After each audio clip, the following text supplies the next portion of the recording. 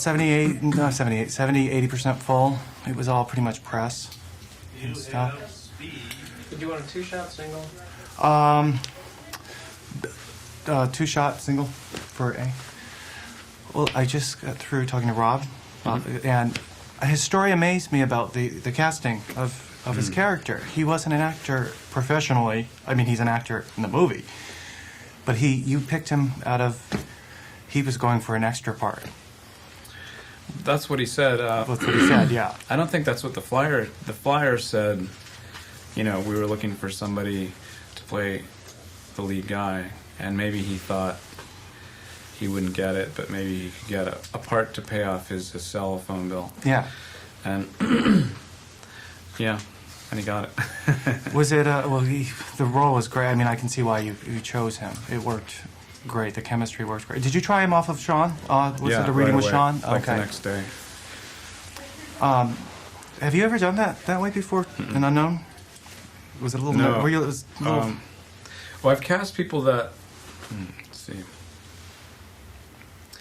I don't think I've ever cast in a bigger project. I've cast some roles with people that weren't actors, but usually not like the main part. I've never done. In my very first movie, Malinoche, they were all pretty much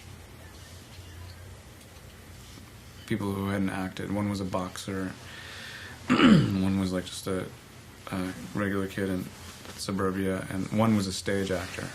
So I had done that like in really low budget movies, but not in a bigger budget movie.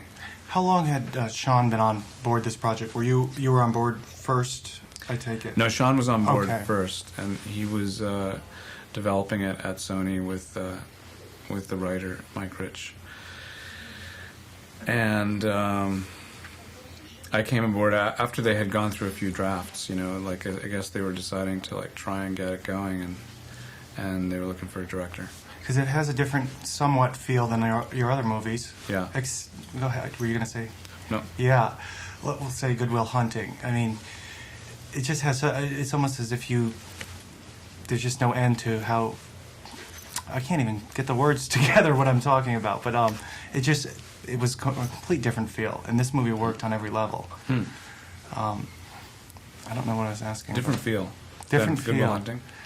Oh yeah. That's good. Yeah. No. Well, there's. Well, it wouldn't really. Yeah, it's sort of. There's some similarities, I guess, in in the type of movie that it is, and in the whole idea that you know, different characters help each other out.